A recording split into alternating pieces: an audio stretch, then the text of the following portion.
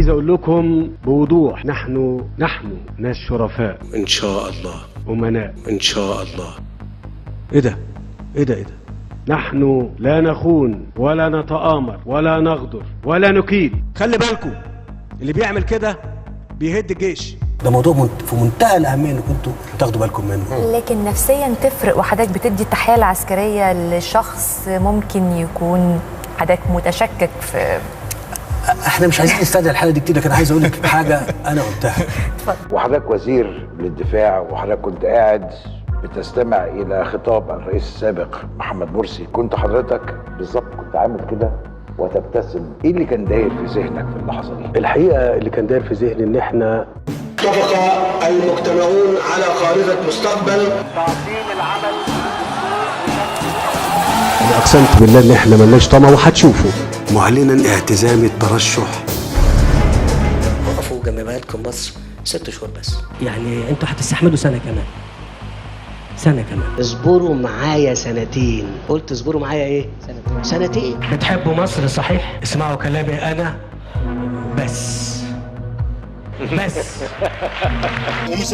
صح، ايوه بس. انا هتكلم عن المواطن الغلبان مش المواطن المصري بس. جه الوقت ان رغيف العيش ابو 5 صاغ ده يزيد ثمن. أنت تعتبر أن الشعب المصري هو العصا السحرية. صحيح. ولكن البعض الذي حكم هذا البلد كان بالنسبة له الشعب المصري نقمة عليه، نقمة كان يتعامل معاهم أن هم العبء الأكبر والكبير. ثقافة النمو السكاني طفل واثنين وستة لابد أن تتراجع. طب وانتم بتسألوني ايه والتعليم؟ أنا أقول لكم ايه؟ طب أخبار تحديد النسل ايه؟ المشكلة الكبيرة اللي موجودة معايا ان انا ان شاء الله راجل صادق قوي وامين قوي ان شاء الله. الراجل ده حالف قسم، يعني استحالة يكذب ولو على رقبته. يعني حضرتك احنا بنتكلم على الغلبان، طب هتعمل ايه للغلبان؟ نقول له انا هزود عليك التذكره جنيه، يقول لك انا غلبان مش قادر. صحيح، وانا كمان غلبان مش قادر. اوعوا تفتكروا ان انا ده ربنا خلقني طبيب اوصف الحالة. لا انت اينشتاين، انت لا اينشتاين الحته يالا. يا انت ايه يا جدع؟ انت ايه حكايتك بقى؟ طب معاكم فلوس؟ محدش قال لك انك انت فقير قوي اللي بيجيب 2 تلاجة و2 غسالة و2 بوتاجاز و2 تلفزيون و100 بطانية و50 مش عارف عباية لا، في فلوس. لاحظ حضرتك بطلع بالمقام وبنزل، اكيد حضراتكم عارفين الموضوع ده. لا، يا ريت حد يقول لكم ان احنا فقراء قوي.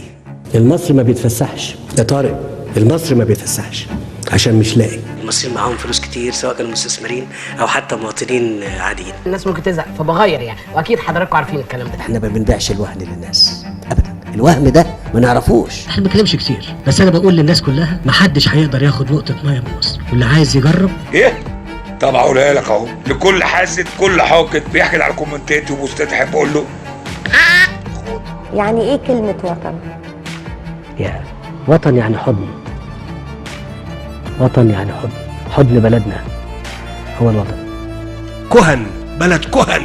اوعوا تفتكروا لو 3/7 جه والاشقاء ما وقفوش جنبينا كنا هننام.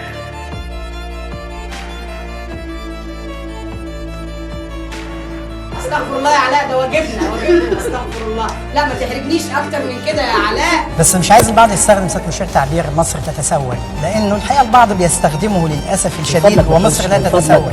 ما تقولش تعبير. انا لا من فضلك. انا اقوله. لا مش عايز اقول كلمه تكون مش لطيفه، يعني مش عايز اقول كلمه مش كويسه، مش عايز اقولها يعني. هتبقى مش لطيفه كامل لو قلت ان الجيوب اتملت. مش لطيفه، لا بجد. انا عايز يوم القيامه ربنا يشيلني كل حاجه عملتها. عايز ايه يا كامل؟ سبحانه انا مش لاقي اكل، انا مش عارف اعلم، مش عارف اعالج، مش عارف اشغل، مش عارف اسكن. انت هتسكت يا باشا على المهزله دي؟ لو انت هتسكت انا مش هسكت. 5 بالحب.